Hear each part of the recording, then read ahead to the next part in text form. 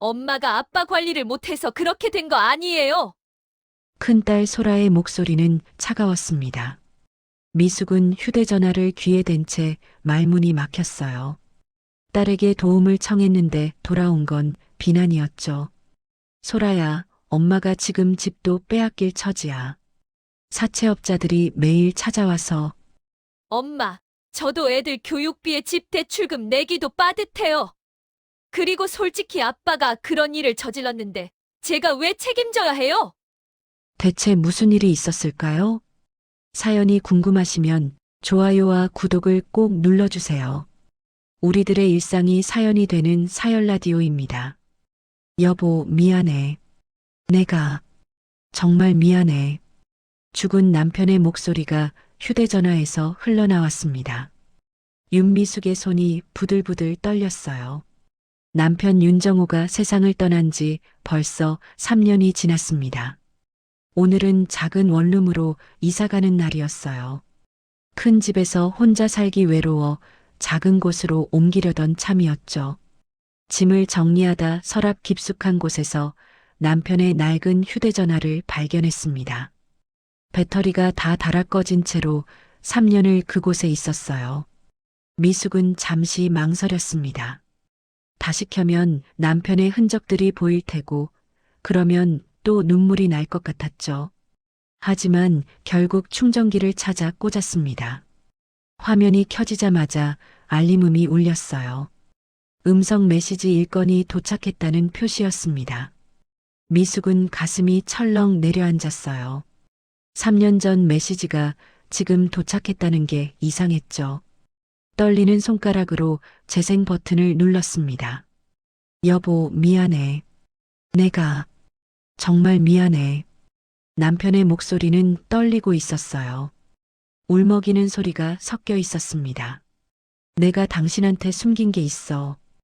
회사 돈을 3억을 빼돌렸어. 주식에 넣었는데 다 날렸어. 보험금으로 빚 갚아. 그리고 집도 이미 담보로 잡혔어. 미안해. 정말 미안해. 메시지는 거기서 끝났습니다. 미숙은 그 자리에 주저앉았어요. 휴대전화가 손에서 미끄러져 바닥에 떨어졌죠. 3년간 성실한 남편을 그리워하며 살았던 시간이 모두 거짓말처럼 느껴졌습니다. 머릿속이 하얘졌어요. 회사 돈 3억이라니, 담보로 잡힌 집이라니. 남편은 심장마비로 갑자기 세상을 떠났고 모두가 불쌍하다며 위로했었죠. 성실한 가장, 착한 남편이라고 입을 모았습니다. 하지만 그건 모두 거짓이었어요. 다음 날 아침 초인종이 요란하게 울렸습니다. 문을 열자 양복 입은 남자 2명이 서 있었어요. 윤정호 씨 부인 맞으시죠? 빚 3억, 언제 갚으실 건가요? 남자의 목소리는 협박조였습니다. 미숙은 정신이 아찔했어요. 무슨 말씀이세요? 저희 남편은 3년 전에 돌아가셨는데. 그래서요? 남편 빚은 부인이 갚아야죠. 2주 안에 준비 못하시면 이 집부터 처분할 겁니다. 남자들은 명함을 던지듯 놓고 갔습니다. 미숙은 명함을 주었어요. 사채업체 이름이 적혀 있었죠. 온몸에 식은땀이 흘렀습니다. 미숙은 떨리는 손으로 보험사에 전화를 걸었어요. 남편이 가입했던 보험금이 2억 원이었던 게 기억났죠. 그 돈으로 빚을 갚으면 될 거라 생각했습니다. 여보세요. 남편 윤정호 보험금 수령건으로 전화드렸는데요. 네, 확인해 보겠습니다. 잠시만요. 전화기 너머로 키보드 두드리는 소리가 들렸어요. 그리고 잠시 후 직원의 차가운 목소리가 들려왔습니다. 고객님, 이 보험은 사망 6개월 전에 수익자가 변경되었습니다. 현재 수익자는 김서연 씨로 되어 있네요. 미숙은 귀를 의심했어요. 뭐라고요? 김서연이요? 그 이름을 듣는 순간 남편 회사 송년회에서 봤던 젊은 여직원 얼굴이 떠올랐습니다. 27쯤 돼 보이는 예쁘장하게 생긴 여자였죠. 그날 남편이 유난히 그 여자 옆에 자주 서 있던 게 기억났어요. 미숙의 온몸이 얼어붙었습니다. 보험금도 집도 모든 게 사라지고 있었어요. 남편이 남긴 건 빚과 배신뿐이었습니다. 엄마가 아빠 관리를 못해서 그렇게 된 거 아니에요? 큰딸 소라의 목소리는 차가웠습니다. 미숙은 휴대전화를 귀에 댄 채 말문이 막혔어요. 딸에게 도움을 청했는데 돌아온 건 비난이었죠. 소라야, 엄마가 지금 집도 빼앗길 처지야. 사채업자들이 매일 찾아와서 엄마, 저도 애들 교육비에 집 대출금 내기도 빠듯해요. 그리고 솔직히 아빠가 그런 일을 저질렀는데 제가 왜 책임져야 해요? 소라는 말을 끝내기가 무섭게 전화를 끊어버렸습니다. 미숙은 멍하니 휴대전화를 내려다봤어요. 작은 딸 지혜에게도 전화를 걸었습니다. 엄마, 나도 시댁에서 뭐라고 할까봐 무서워. 미안해, 엄마. 정말 미안해. 지혜는 울먹이기만 할 뿐 아무 도움도 주지 못했어요. 미숙은 전화를 끊고 허탈하게 웃었습니다. 평생 자식들 뒷바라지하며 살았는데 정작 위기의 순간에 곁에는 아무도 없었죠. 일주일 후 은행에서 통지서가 날아왔습니다. 집이 담보로 잡혀 있으니 3개월 안에 경매로 넘어간다는 내용이었어요. 미숙은 통지서를 들고 주저앉았습니다. 30년을 살았던 집이었어요. 자식들 키우고 명절마다 온 가족이 모였던 곳이었죠. 그 집마저 잃으면 갈 곳이 없었습니다. 사채업자들은 거의 매일 찾아왔어요. 초인종을 누르고 문을 두드리고 소리를 질렀습니다. 윤정우 마누라, 돈 안 갚을 거야? 나와. 미숙은 숨죽이며 방 안에 숨어 있었어요. 밤에는 잠도 제대로 잘 수 없었죠. 언제 또 찾아올지 몰라 현관문만 바라보며 밤을 지새웠습니다. 한 달이 지나자 미숙은 결심했어요. 김서연을 직접 만나 보험금을 돌려달라고 애원하기로 했죠. 남편 회사 주소를 찾아 아침부터 정문 앞에서 기다렸습니다. 오후 6시 퇴근 시간이 되자 직원들이 우르르 쏟아져 나왔어요. 그 사이로 김서연이 보였습니다. 명품 가방을 들고 여유롭게 걸어 나오는 모습이었어요. 미숙은 급히 다가가 그녀 앞을 막아섰습니다. 저기 서연 씨. 김서연은 미숙을 보더니 얼굴을 찌푸렸어요. 누구세요? 저 윤정우 부장 아내예요. 부탁 좀 드리려고. 김서연의 표정이 싸늘하게 변했습니다. 아, 그 할머니시구나. 무슨 일이세요? 미숙은 떨리는 목소리로 말했어요. 보험금이요. 그거 제발 돌려주시면 안 될까요? 저 지금 집도 빼앗기고 빚쟁이한테 시달리고 있어요. 그 돈 없으면 길바닥에 나앉아요. 김서연은 비웃듯 웃었습니다. 할머니, 그건 법적으로 제 돈이에요. 아저씨가 저한테 준 거라고요. 남편 관리 못한 건 할머니 잘못 아니에요? 왜 저한테 그러세요? 미숙은 그녀의 손을 붙잡았어요. 제발이요. 제발 좀 도와주세요. 제가 뭐든지 할게요. 김서연은 손을 뿌리치며 인상을 썼습니다. 나요. 이러시면 곤란해요. 경찰 부를 거예요. 그녀는 그대로 택시를 타고 사라졌어요. 미숙은 거리 한복판에 주저앉았습니다. 지나가는 사람들이 쳐다봤지만 아무도 신경 쓰지 않았죠. 미숙은 그 자리에서 한참을 울었어요. 3개월이 지났습니다.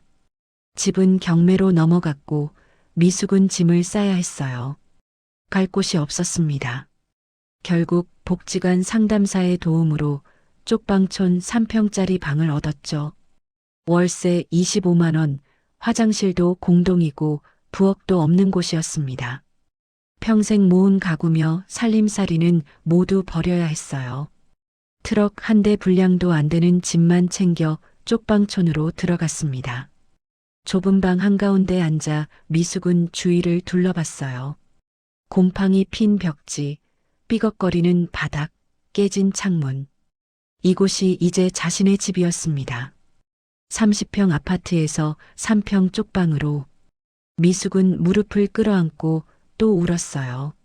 남편에 대한 원망, 자식들에 대한 서운함, 김서연에 대한 분노가 한꺼번에 밀려왔죠. 하지만 울어도 달라지는 건 없었습니다. 미숙은 눈물을 닦으며 작게 중얼거렸어요. 이렇게는 못 살아. 절대로. 그냥 당한 채로 살 거야? 옆방 할머니가 벌컥 문을 열고 들어왔습니다. 미숙은 깜짝 놀라 고개를 들었어요. 60대 후반쯤 돼 보이는 할머니는 거친 인상에 목소리도 쩌렁쩌렁했죠.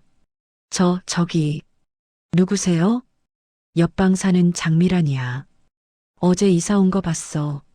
맨날 울기만 하던데 그렇게 운다고 세상이 바뀌냐?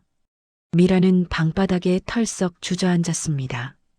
미숙은 당황스러웠지만 할머니의 눈빛이 따뜻하다는 걸 느꼈어요.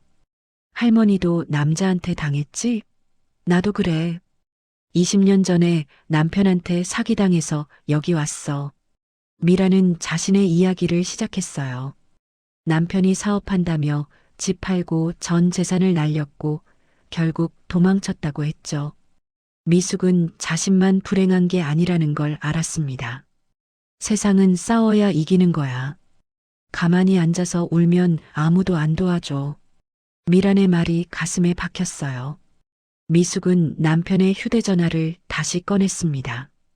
그동안 음성 메시지만 듣고 다른 건 확인하지 않았었죠.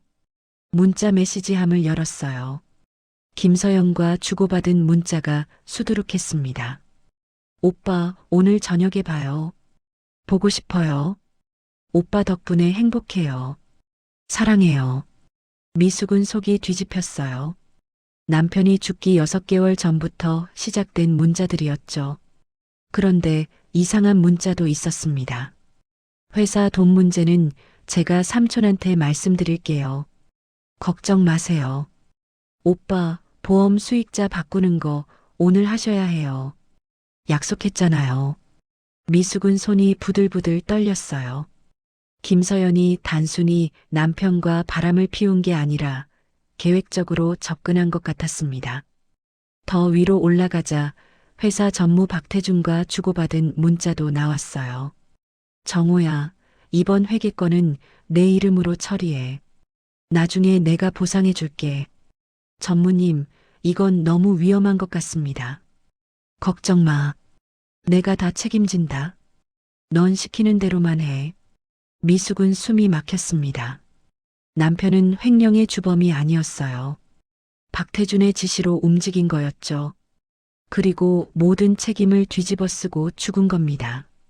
이것 봐, 미란 씨. 우리 남편이 혼자 한 게 아니었어요. 미숙은 떨리는 손으로 휴대전화를 보여줬어요. 미라는 문자를 읽더니 고개를 끄덕였습니다. 그래, 이제 증거가 있잖아. 가만히 있으면 안 돼. 싸워야지. 다음 날 아침 미숙은 무료 법률 상담소를 찾아갔습니다. 복지관 상담사가 알려준 곳이었어요. 낡은 건물 2층, 좁은 사무실에 노무사 한재석이 앉아 있었죠. 50대 초반쯤 돼 보이는 남자였습니다. 어떻게 오셨어요?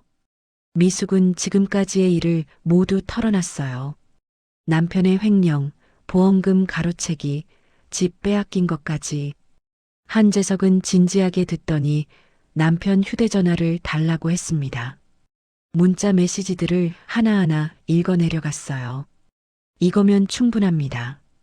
박태준이 주범이고 김서연도 공범일 가능성이 높아요. 미숙은 가슴이 뛰었습니다. 그럼 보험금 돌려받을 수 있나요? 집도 되찾을 수 있어요? 한재석은 고개를 저었어요. 집은 이미 경매로 넘어가서 어렵습니다. 하지만 보험금은 가능성이 있어요. 사기에 의한 수익자 변경이라는 걸 증명하면 돼요. 쉽지 않겠죠? 네, 쉽지 않을 겁니다. 하지만 포기하시면 안 됩니다. 제가 도와드릴게요. 한재석은 명함을 건넸어요. 미숙은 명함을 꼭 쥐었습니다. 처음으로 누군가 자기 편이 생긴 것 같았어요. 감사합니다. 저 끝까지 할 겁니다. 좋습니다. 먼저 회사 사람들 증언을 모아야 해요. 정호 씨와 같이 일했던 사람들을 만나보세요. 미숙은 고개를 끄덕였어요. 쪽방으로 돌아오는 길, 미숙의 발걸음은 처음으로 가벼웠습니다. 미란이 문 앞에서 기다리고 있었어요. 어땠어? 할 수 있대요. 싸워볼 만하대요. 미란은 미숙의 어깨를 두드렸습니다. 그래, 그렇게 해야지. 당하고만 살 수는 없잖아. 그날 밤 미숙은 오랜만에 눈을 감았어요. 여전히 좁고 춥고 불편한 방이었지만 마음만큼은 조금 따뜻했습니다. 싸울 준비가 되어 있었죠. 김서연이요? 그거 박태준 전무 조카 딸이에요. 퇴사한 격리팀 직원의 말에 미숙은 숨이 멎는 것 같았습니다.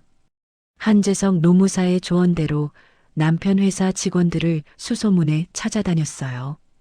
오늘 만난 사람은 작년에 퇴사한 김영희 씨였죠. 동네 작은 찻집에서 마주 앉았습니다. 조카딸이라고요? 네, 다들 알아요. 박 전무가 조카딸 취직시켜준 거예요. 처음부터 수상했죠. 영희는 주변을 살피며 목소리를 낮췄어요. 정호 부장님이 횡령했다고 하는데 사실 다들 의아해했어요. 그분은 30년 동안 한 번도 사고 안 친 분이었거든요. 그럼 누가 시킨 거예요? 박태준 전무죠. 회사 돈으로 개인 부동산 투자하고 정호 부장 이름으로 장부 조작한 거예요. 증거는 없지만 다들 그렇게 알아요. 미숙은 주먹을 불끈 쥐었습니다. 남편은 희생양이었던 거예요. 박태준의 범죄를 덮어쓰고 죽은 겁니다. 김서연은 왜 우리 남편한테 접근한 거예요? 영희는 한숨을 쉬었어요. 삼촌 지시였겠죠. 정호 부장님 약점 잡으려고요. 나이든 남자가 젊은 여자한테 빠지면 조종하기 쉽잖아요.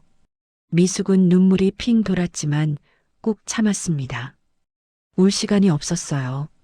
보험금 수익자 바꾼 것도 그 여자가 시킨 거예요? 당연하죠. 정호 부장님 죽으면 증거인멸하고 보험금까지 챙기려고 한 거예요. 그 여자 원래 그래요. 차갑고 계산적이에요. 미숙은 증언 내용을 노트에 꼼꼼히 적었습니다. 영희와 헤어진 후 미숙은 김서연을 다시 만나기로 결심했어요.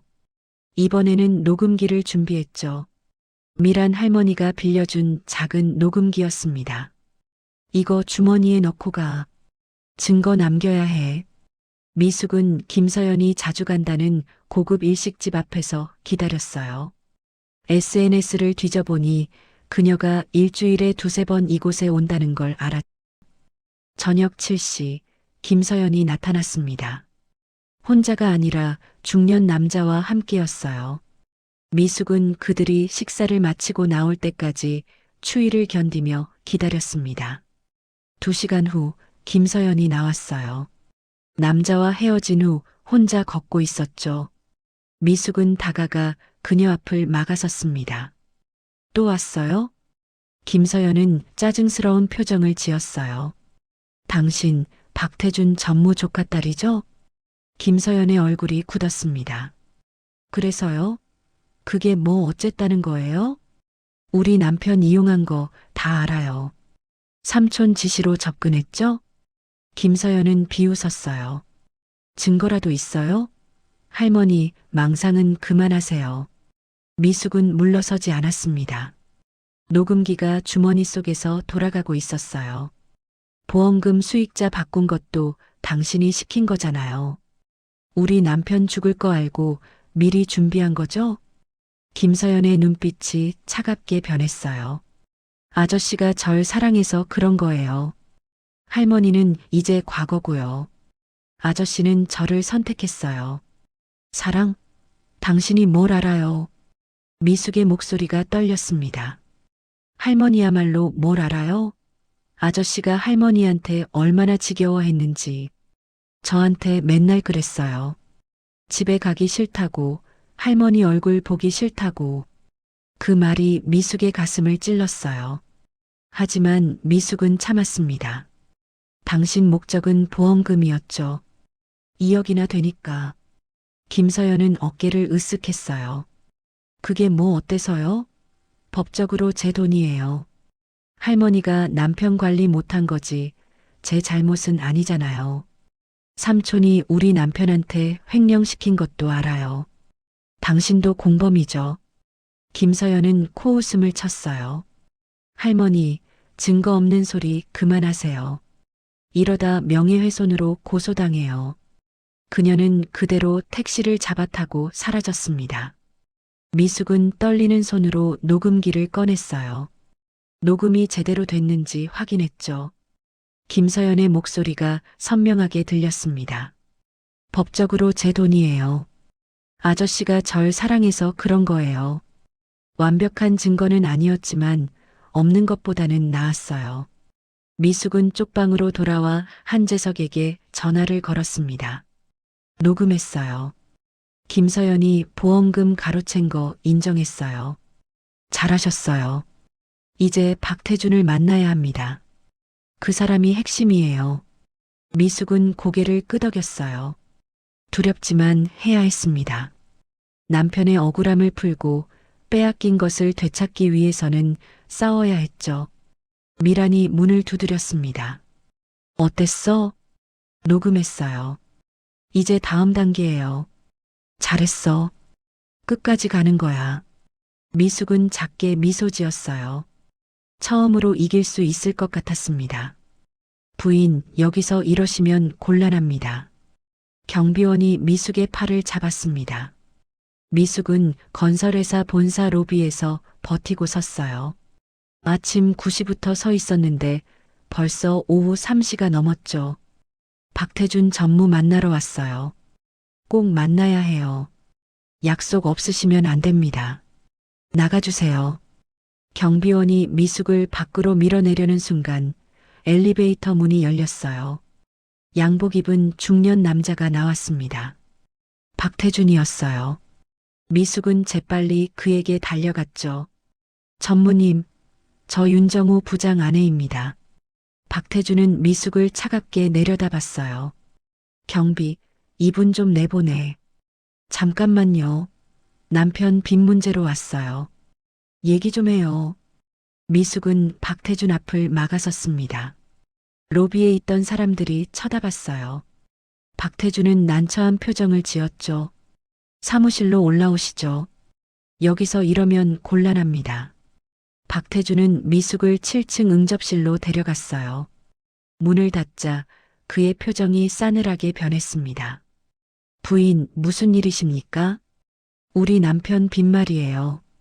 전무님이 시켜서 한 거잖아요. 미숙은 떨리는 손으로 남편 휴대전화를 꺼냈어요. 박태준과 주고받은 문자 메시지를 보여줬죠. 이것 봐요. 여기 다 있어요. 전무님이 우리 남편한테 회사 돈 빼돌리라고 지시한 거요. 박태준은 휴대전화를 힐끗 보더니 코웃음을 쳤습니다. 그게 증거라도 됩니까? 그냥 업무 지시일 뿐이에요. 정우 부장이 혼자 횡령한 겁니다. 거짓말. 우리 남편은 30년 동안 성실하게 일했어요. 절대 그런 사람 아니에요. 부인이 남편을 잘 몰랐던 거죠. 박태준의 말이 비수처럼 꽂혔어요. 하지만 미숙은 물러서지 않았습니다. 조카딸 김서연도 전무님이 시켜서 우리 남편한테 보낸 거죠? 박태준의 얼굴이 굳어졌어요. 무슨 헛소리를. 보험금 수익자 바꾼 것도 다 계획이었죠? 우리 남편 이용해서 돈 빼돌리고 증거 인멸하려고 죽이고. 미숙의 목소리가 높아졌습니다. 박태준은 책상을 탁 쳤어요. 부인, 지금 뭐라고 하는 겁니까? 정우 부장은 심장마비로 자연사했어요. 조심하지 않으면 명예훼손으로 고소합니다. 고소하세요. 저도 전무님 고소할 거예요. 횡령 교사, 사기, 다 신고할 겁니다. 둘은 팽팽히 맞섰어요. 박태준은 심호흡을 하더니 목소리를 낮췄습니다. 부인, 현실을 보세요. 당신한테 뭐가 있습니까? 문자 몇 개? 그걸로 법정에서 이길 수 있을 것 같아요? 최소한 시도는 해볼 겁니다. 남편 잘못 만난 거 원망하세요. 이제 그만 돌아가시죠. 박태준은 차갑게 문을 열었어요. 미숙은 주먹을 쥐고 일어섰습니다. 로비로 내려오는데 다리가 후들거렸죠. 아무것도 얻지 못한 것 같았어요. 미숙이 현관문을 나서려는 순간 누군가 뒤에서 불렀습니다. 저기요, 부인. 돌아보니 30대 중반쯤 되는 남자가 서 있었어요. 안경을 쓴 마른 체격의 남자였죠. 누구세요? 저 회사 감사팀 김동현입니다. 아까 얘기 다 들었어요. 남자는 주변을 살피며 작게 말했어요. 저도 박태준 전무 때문에 고통받았습니다. 제가 도와드릴게요. 미숙은 믿어야 할지 망설여졌어요. 왜 저를 도와주려는 거죠? 박 전무가 회사 돈 빼돌린 거 저도 알아요. 하지만 제가 보고하면 저부터 잘릴 것 같아서 못했어요. 이번 기회에 제대로 밝혀야 할 것 같아요. 김동현은 명함을 건넸습니다. 연락 주세요. 회계장부 사본 구해드릴게요. 그거면 증거 충분합니다. 미숙은 떨리는 손으로 명함을 받았어요. 처음으로 희망의 빛이 보이는 것 같았죠. 정말 도와주실 수 있어요? 네, 약속드립니다. 박 전무 같은 사람은 처벌받아야 해요. 미숙은 고개를 숙여 인사했습니다. 감사합니다. 정말 감사합니다. 쪽방으로 돌아오는 길, 미숙은 명함을 꼭 쥐었어요. 미란이 방 앞에서 기다리고 있었습니다. 어떻게 됐어? 도와줄 사람이 생겼어요. 회사 내부 사람이요. 잘 됐네. 이제 제대로 싸울 수 있겠어. 미숙은 고개를 끄덕였어요. 박태준의 차가운 눈빛이 떠올랐지만 이제 더 이상 무섭지 않았습니다. 싸울 무기가 생겼으니까요. 그날 밤 미숙은 한재석에게 전화를 걸었어요. 노무사님, 회사 내부 사람이 도와준대요. 회계장부를 구해준대요. 정말입니까?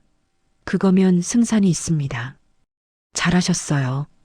미숙은 처음으로 편하게 잠들 수 있었습니다. 반격이 시작되는 거였어요. 이게 정말 회사 장부 맞나요?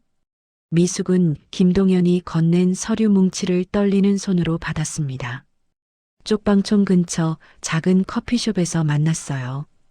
김동현은 주변을 경계하며 조용히 말했죠. 네, 사본입니다. 원본은 회사 금고에 있고요. 이거 들키면 저도 끝이에요. 서류에는 지난 3년간 회사 돈이 어디로 빠져나갔는지 기록되어 있었어요. 박태준 명의 부동산 투자 계좌로 5억 원이 넘는 돈이 빠져나간 게 보였죠. 하지만 장부상으로는 모두 정호 이름으로 처리되어 있었습니다. 이것 봐요. 박 전무 개인 계좌 번호예요. 여기로 돈이 들어갔어요. 김동현이 손가락으로 특정 부분을 가리켰어요. 그런데 장부에는 정호 부장 결제로 되어 있죠. 전형적인 장부 조작이에요. 미숙은 눈물이 핑 돌았어요. 남편은 정말 누명을 쓴 거였습니다. 김서연은요? 이 여자도 연관되어 있나요? 당연하죠. 여기 보세요. 김동현은 다른 페이지를 펼쳤어요. 김서연이 격리팀에 입사한 시점과 박태준의 횡령이 시작된 시점이 정확히 일치했습니다. 서연 씨가 입사하고 나서 정호 부장님이 결제한 것처럼 서류가 만들어졌어요. 서연 씨가 직접 조작한 거예요. 미숙은 이를 악물었어요. 모든 게 계획된 범죄였던 겁니다. 이 자료 가지고 경찰 가도 되나요? 검찰이 더 나아요. 그리고 언론에도 제보하세요. 여론이 움직여야 회사가 움직여요. 미숙은 서류를 가방에 소중히 넣었습니다. 다음 날 한재석 노무사와 함께 검찰청을 찾아갔어요. 경제범죄 전담 검사를 만났죠. 고발장 접수하겠습니다. 자료 검토 후 연락드리겠습니다. 검사는 서류를 받아들며 진지한 표정을 지었어요. 미숙은 그 길로 한 방송사 탐사보도팀에도 제보했습니다. 기자가 자료를 보더니 눈빛이 달라졌어요. 이거 대형 사건인데요? 취재 들어가겠습니다. 일주일 후 저녁 9시 뉴스에 특종이 나갔어요. 미랑과 함께 쪽방에서 텔레비전을 켰습니다. 중견 건설사 임원, 부하 직원에게 횡령 누명 씌워. 뉴스 자막이 화면에 떴어요. 기자는 박태준의 횡령 사실과 김서연의 공모 정황을 상세히 보도했죠. 회사 로비 앞에서 인터뷰하는 직원들도 나왔습니다. 정호 부장님은 성실한 분이었어요. 뭔가 이상하다고 생각했어요. 미숙은 화면을 뚫어져라 쳐다봤어요. 댓글창이 활성화되어 있었고 사람들의 반응이 실시간으로 올라왔죠. 이런 나쁜 놈들. 부인 너무 불쌍하다. 회사가 제대로 조사해야지. 여론이 들끓자 건설회사는 급히 대응에 나섰습니다. 다음 날 아침 회사에서 공식 입장문이 나왔어요. 내부 감사에 착수하겠으며 잘못이 확인되면 엄정히 조치하겠습니다. 박태준은 즉시 정직 처분을 받았어요. 김서연도 회사에서 해고되었죠. 미숙은 한재석과 함께 보험금 반환 소송을 제기했습니다. 법정이 열렸어요. 미숙은 증인석에 섰습니다. 김서연은 피고석에 앉아 고개를 숙이고 있었어요. 예전의 당당한 모습은 어디에도 없었죠. 피고는 사망자 윤정우와 불륜 관계였습니까? 변호사가 물었어요. 네. 김서연은 작은 목소리로 대답했습니다. 보험금 수익자 변경을 요구했습니까? 아니요. 정호 씨가 자발적으로. 거짓말. 미숙이 소리쳤어요. 판사가 조용히 하라고 했지만 미숙은 참을 수 없었죠. 당신이 시킨 거잖아. 녹음된 것도 있어. 한재석이 녹음 파일을 제출했어요. 김서연의 목소리가 법정에 울려 퍼졌습니다. 법적으로 제 돈이에요. 아저씨가 절 사랑해서 그런 거예요. 김서연의 얼굴이 새하얘졌어요. 그때 증인으로 김동현이 나섰습니다. 저는 회사 감사팀 김동현입니다. 박태준 전무와 김서연 씨의 공모를 증언하겠습니다. 김동현은 장부 조작 과정을 상세히 설명했어요. 김서연이 어떻게 정호를 이용했는지, 박태준의 지시로 움직였는지 모두 밝혔죠. 재판장은 서류들을 검토하더니 판결문을 읽기 시작했습니다. 보험금 수익자 변경은 사기에 의한 것으로 판단됩니다. 피고는 원고에게 보험금 2억 원을 반환하라. 미숙은 그 자리에 주저앉았어요. 이겼습니다. 미란이 방청석에서 박수를 쳤죠. 법정을 나서는 김서연은 고개를 푹 숙인 채 황급히 사라졌어요. 미숙은 법원 계단에 앉아 하늘을 올려다봤습니다. 3년 만에 처음으로 가슴이 뻥 뚫린 것 같았어요. 한재석이 다가와 축하한다고 말했죠. 부인, 정말 수고하셨습니다. 고맙습니다. 노무사님 아니었으면 못했어요. 미숙은 눈물을 닦았어요. 이제 돈을 돌려받았지만 마음 한편은 여전히 공허했습니다. 남편에 대한 배신감은 돈으로 채워지지 않았으니까요. 엄마 미안해요. 정말 미안해요. 큰딸 소라가 쪽방 앞에 서 있었습니다. 판결이 난 지 일주일 후였어요. 미숙은 문 앞에서 소라를 차갑게 내려다봤죠. 무슨 일이야? 뉴스 봤어요. 엄마가 혼자 그렇게 힘들었는지 몰랐어요. 소라는 눈물을 흘렸어요. 하지만 미숙의 표정은 변하지 않았습니다. 이제 와서 무슨 소용이야. 내가 제일 힘들 때 넌 어디 있었어? 엄마, 제가 잘못했어요. 용서해 주세요. 미숙은 한숨을 쉬었어요. 들어가.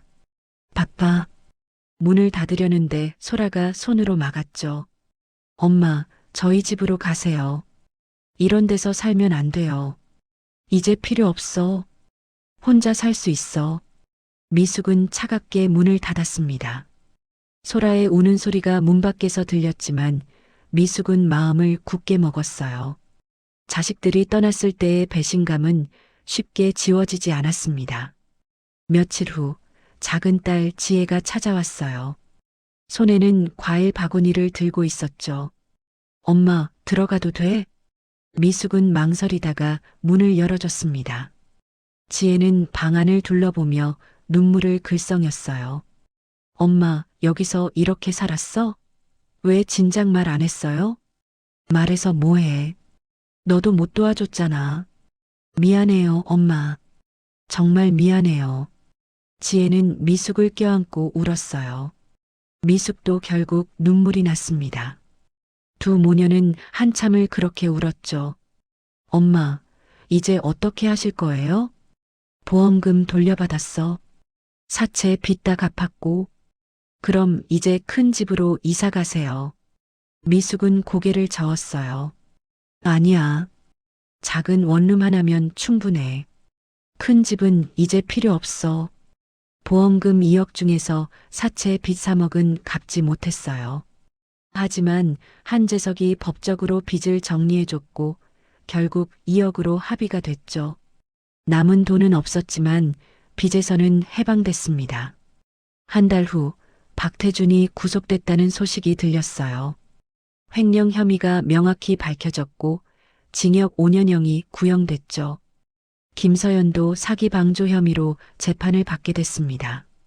미숙은 뉴스를 보며 복잡한 심정이었어요. 복수는 달콤했지만 동시에 공허했죠. 미숙은 쪽방촌을 떠나 작은 원룸으로 이사했습니다. 10평짜리 깨끗한 원룸이었어요. 월세 50만 원, 국민연금으로 충분히 낼 수 있는 금액이었죠. 짐을 정리하는데 미란이 찾아왔어요. 이사 가는구나. 섭섭하네. 할머니 덕분에 여기까지 왔어요. 고마워요. 뭘? 당연한 거지. 잘 살아. 미라는 미숙의 손을 꼭 잡았습니다. 두 할머니는 한참을 말없이 서 있었어요. 새 집의 정리를 끝내고 미숙은 남편의 휴대전화를 마지막으로 켰습니다. 그동안 모든 증거로 사용했던 휴대전화였어요. 문자 메시지, 통화 기록, 모든 게 그대로 남아 있었죠. 미숙은 천천히 모든 자료를 지우기 시작했어요. 하나씩 삭제될 때마다 가슴 한편이 무너지는 것 같았습니다. 마지막 음성 메시지까지 지우고 나자 휴대전화는 텅 비어버렸어요. 미숙은 휴대전화를 내려다보며 혼자 중얼거렸습니다. 이제 당신 없이 살아갈게요. 미안하지만 용서는 못할 것 같아요. 눈물이 뺨을 타고 흘렀어요. 사랑했던 사람, 평생을 함께한 사람이었지만 배신의 상처는 너무 깊었습니다. 며칠 후 복지관에서 연락이 왔어요. 상담 봉사자를 구한다는 내용이었죠. 미숙은 복지관을 찾아갔습니다. 관장이 반갑게 맞아줬어요. 윤미숙 씨 사연 들었어요. 같은 처지의 어르신들 도와주시겠어요? 제가 할 수 있을까요? 누구보다 잘하실 거예요. 경험이 있으니까요. 미숙은 고개를 끄덕였어요. 자신이 겪은 고통이 누군가에게 도움이 될 수 있다면 그것도 의미 있는 일이라 생각했습니다. 그날 저녁 지혜가 손자를 데리고 찾아왔어요. 초등학교 2학년 남자아이였죠. 할머니, 안녕하세요. 아이의 밝은 목소리에 미숙은 처음으로 환하게 웃었습니다. 그래, 잘 왔다. 할머니가 맛있는 거 해줄게. 셋이서 저녁을 먹으며 미숙은 생각했어요. 남편은 잃었지만 아직 삶은 계속된다고. 상처는 아물지 않았지만 그래도 살아가야 한다고. 지혜가 설거지를 하는 동안 손자가 물었어요. 할머니, 혼자 안 무서워요? 미숙는 손자의 머리를 쓰다듬으며 대답했습니다. 할머니는 혼자서도 잘 살 수 있단다.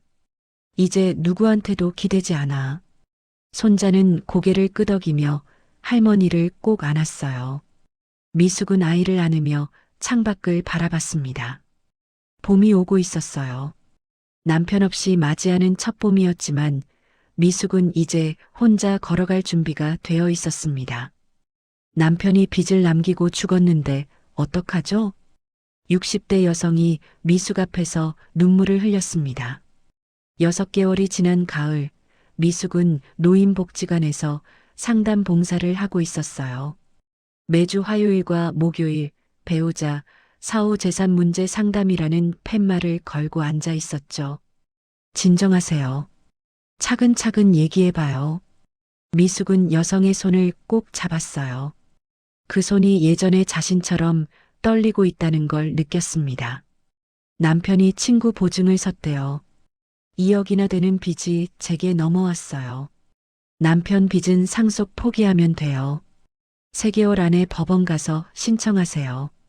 정말요? 그게 가능해요? 그럼요. 제가 도와드릴게요. 포기하지 마세요. 미숙은 여성에게 필요한 서류를 적어주고 한재석 노무사 연락처도 알려줬어요. 여성은 고맙다며 여러 번 인사하고 돌아갔죠. 창밖으로 가을 햇살이 부드럽게 들어왔습니다. 미숙은 창밖을 바라보며 깊이 숨을 들이쉬었어요. 남편 없이 맞이하는 첫 가을이었지만 이제는 마음이 조금 편했습니다. 엄마, 저 왔어요. 지혜가 손자를 데리고 복지관에 들어왔어요. 요즘 지혜는 일주일에 2번씩 미숙을 찾아왔죠. 할머니, 손자가 달려와 안겼습니다. 미숙은 아이를 꼭 끌어안았어요. 오늘 저녁은 우리 집에서 먹어요. 제가 미역국 끓였어요. 그래, 고맙다. 셋이서 미숙의 원룸으로 갔어요. 작지만 깨끗하고 따뜻한 집이었습니다. 지혜가 끓여온 미역국에 밥을 말아 먹으며 손자가 학교 이야기를 했죠. 할머니, 우리 반에서 제가 달리기 1등 했어요. 우리 손자 대단하네. 할머니가 상 줘야겠다. 미숙은 웃으며 손자 머리를 쓰다듬었어요. 소라는 여전히 가끔 전화만 할 뿐 찾아오지 않았습니다. 미숙도 굳이 먼저 연락하지 않았어요. 언젠가는 관계가 회복되겠지만 서두를 필요는 없었죠. 저녁을 먹고 지혜와 손자가 돌아간 후 미숙은 혼자 차를 마셨습니다. 작은 창문 너머로 도시의 불빛이 반짝였어요. 예전 같았으면 외롭다고 느꼈을 순간이었지만 이제는 괜찮았습니다. 미숙은 서랍에서 사진 한 장을 꺼냈어요. 결혼식 날 찍은 사진이었죠. 젊은 날의 미숙과 정호가 환하게 웃고 있었습니다. 미숙은 한참을 사진을 바라보다가 조용히 서랍에 다시 넣었어요. 잘 가요. 이제 당신 없이도 잘 살게요. 작게 중얼거리고는 차를 한 모금 마셨습니다. 가슴 한편은 여전히 아팠지만 이제는 견딜만 했어요. 배신의 상처는 쉽게 아물지 않았지만 그래도 삶은 계속되는 거였죠. 미숙은 내일 상담 올 어르신을 위해 자료를 정리했어요.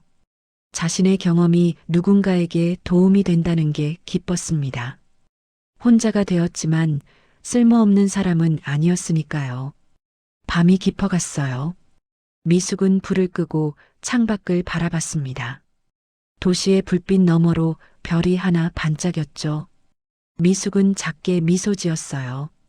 남편이 남긴 음성 메시지 한 통으로 시작된 지옥 같은 시간이었지만 결국 미숙은 살아남았습니다. 혼자서도 당당하게. 사연 라디오 TV는 여러분들의 일상에서 일어날 수 있는 일들을 들려드립니다. 어디에서 듣고 계신지를 댓글에 남겨주세요. 구독, 좋아요를 눌러주시면 큰 힘이 됩니다. 감사합니다.